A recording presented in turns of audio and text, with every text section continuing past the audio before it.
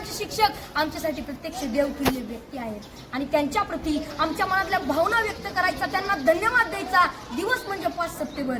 चिखलाच्या गोळ्याला आकार द्यावा लागतो, सोन्याला सुद्धा भट्टीत तापावं लागतं, दगडापासून जर मूर्ती घडवायची असेल तर त्याला सुद्धा टाकेचे गाव सोसावे लागतात. आणि तसंच जर मनुष्य नावाच्या प्राण्याला सुसंस्कारी माणूस घडवायचा असेल ना, बनवायचा असेल ना, तर त्यासाठी शिक्षण आणि शिक्षक दोन्ही गरजेचे असतात. तेव्हाच सुसंस्कारी माणूस तयार होतो. जगावर राज्य करणारा इंग्लंड हा देश आहे आणि या देशाच्या सांस्कृतिक परंपरेने त्यांच्या देशातील शिक्षकांना राष्ट्रपतींइतका सन्मान आणि दर्जा दिला जातो आणि म्हणून तर ते जगावरती राज्य करतात.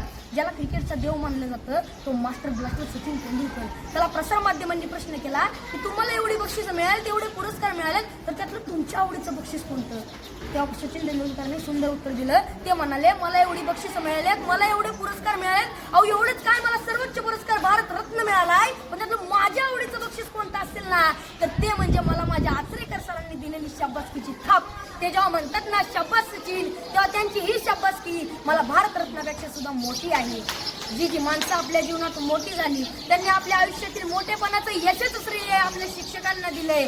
जगामध्ये एक सर्वात जास्त वाचलं जाणारं आणि सर्वात जास्त विक्री होणारं एक पुस्तक आहे आणि त्या पुस्तकाचं नाव आहे 7 habits to highly effect to peoples, यशस्वी लोकांच्या 7 सवयी. आणि हे पुस्तक लिहित असताना ते लेखकाने जवळजवळ 3000 पेक्षा जास्त यशस्वी आणि सर्व क्षेत्रातील लोकांच्या मुलाखती घेतल्या होत्या. तर त्यामध्ये जवळजवळ प्रत्येक यशस्वी लोकांनी आपल्या यशाचं श्रेय आपल्या शिक्षकांना दिलंय.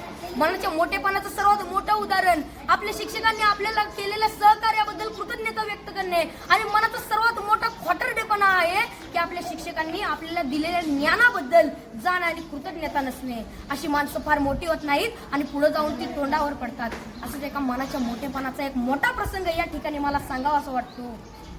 एकदा डॉक्टर बाबासाहेब आंबेडकर इंग्लंडवरून भारतात येत होते. ही बातमी त्यांच्या कार्यकर्त्यांना, त्यांच्या आयोजकांना समजली. त्यांचे कार्यकर्ते बाबासाहेबांच्या विमानाची वाट बघत विमानतळावरती थांबले. बाबासाहेबांचं विमान 2-3 तास लेट होणार होतं, पण तरी सुद्धा त्यांचे कार्यकर्ते त्यांच्या स्वागतासाठी त्यांची विमानतळावर 2-3 तास वाट बघत थांबले आणि 2-3 तासानं बाबासाहेबांचं विमान विमानतळावरती लँड झालं. बाबासाहेब खाली उतरले. बाबासाहेबांचे सर्व कार्यकर्ते बाबासाहेबांच्या दिशेने पळत सुटले. ढोल ताशे वाजू लागले. बाबासाहेबांच्या घोषणांनी आकाश दुमदुमून गेलं. बाबासाहेब आप आगे बढ़ो, हम तुम्हारे साथ है, बाबासाहेबांचा विजय असो, अशा घोषणा देत होते. कोण बाबासाहेबांच्या पायात पडत होतं तर कोण त्यांना हार घालत होतं. बाबासाहेबांची नजर समोर गेली तर समोर बसलेला एक म्हातारा माणूस मात्र बाबासाहेबांचा हा कौतुक सोहळा अतिशय प्रेमाने पाहत होता.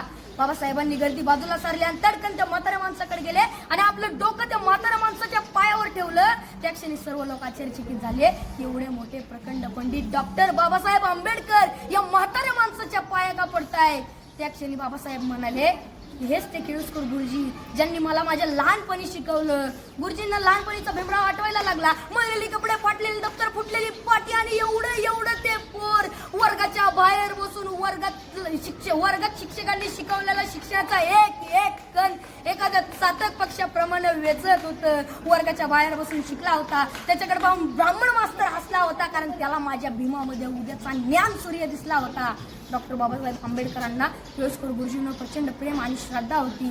मला या ठिकाणी म्हणावं असं वाटतंय, घरट्यातून पिलू उडावे घेऊन दिव्य शक्ती, आकांक्षाचे पंख असतात आणि उंबरठ्यावर भक्ती. तसंच आपण आपल्या आयुष्यात किती जरी मोठं झालं, किती यश संपादन केलं, तरी आपण आपल्या शिक्षकांना आणि आपण आपल्या शाळेला कधी विसरलं नाही पाहिजे. एवढं बोलून मी माझ्या भाषण संपवतो. जय हिंद, जय भारत. Very good.